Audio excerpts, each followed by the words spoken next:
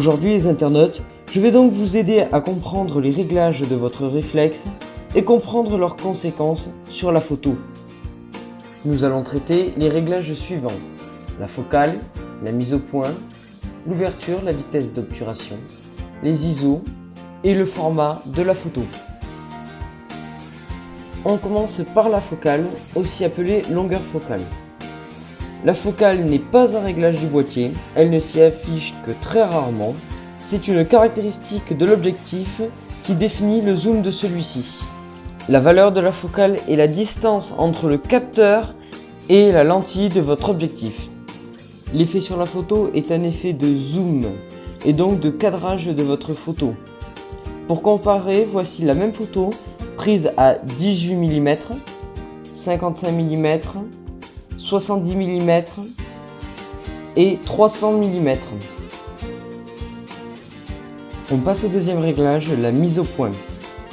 Il faut savoir qu'il y a deux grandes catégories de mise au point: la mise au point manuelle, réalisée par l'opérateur, et la mise au point automatique.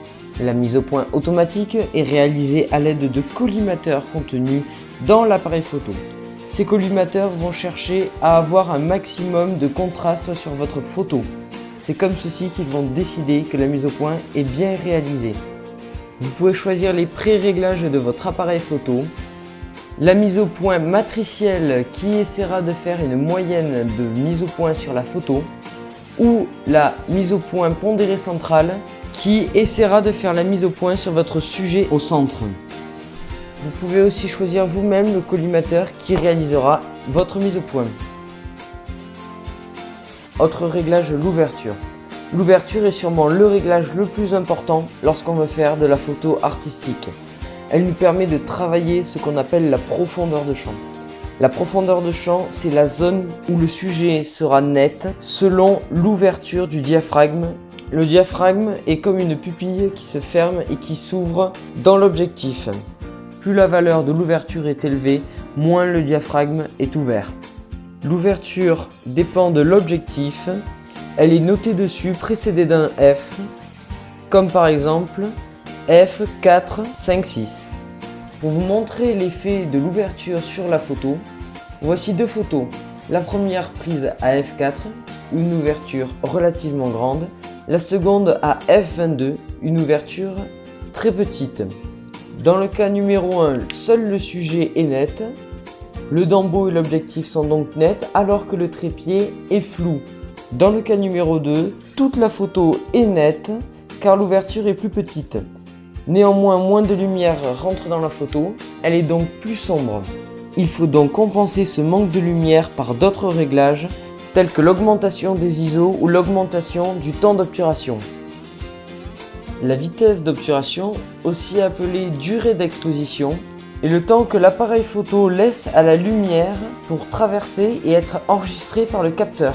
Plus la vitesse d'obturation est rapide, moins la durée d'exposition est longue, donc moins de lumière pénètre à l'intérieur de la photo. Les photos sont donc plus sombres. Vous pouvez aussi remarquer sur ces photos que plus la vitesse d'obturation est rapide, plus le mouvement sera figé, comme sur les photos à 1/4 de seconde, 1/1600 de seconde et 1/160 de seconde. Lorsque l'on descend en dessous de 1/30 de seconde, jusqu'à 1 seconde, voire 10 secondes, on obtient un filet du mouvement. Les ISO avec l'ouverture et le temps d'exposition forment le triangle de l'exposition.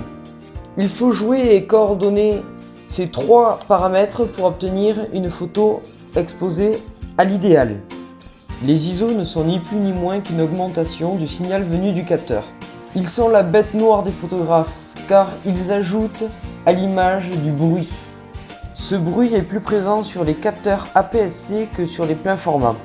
Il augmente avec la valeur des ISO, comme on peut le voir sur ces images prises 200, 400, 800, 1600, 3200, 6400 et mode étendu des ISO. Tous ces réglages sont des réglages à prendre en compte au moment de la prise de vue. Néanmoins, un réglage à prendre en compte avant la prise de vue est le réglage du format d'enregistrement de la photo. Si vous ne retouchez pas vos photos en post-traitement, ce n'est pas la peine de se poser cette question, restez sur le format JPEG compressé. Si vous retouchez vos photos après, pour avoir un maximum d'informations sur votre fichier photo et pouvoir réaliser une retouche de meilleure qualité, il est préférable de shooter en RAW, de choisir le format RAW comme enregistrement. Ce format est un format brut qui garde 100% des informations de la photo, contrairement au format JPEG compressé. Le format RAW vous permettra en post-traitement de récupérer un maximum de détails sur votre photo, comme par exemple des nuages dans un ciel cramé ou des détails dans une zone très sous-exposée. Voilà, le tuto d'aujourd'hui sur les réglages se termine. Sachez qu'arriver à maîtriser tous ces réglages est très difficile. Ayez de la persévérance et entraînez-vous. Et n'hésitez pas à utiliser les modes préprogrammés si cela vous facilite la tâche. On se retrouve très bientôt pour d'autres tutos sur les bases de la photo.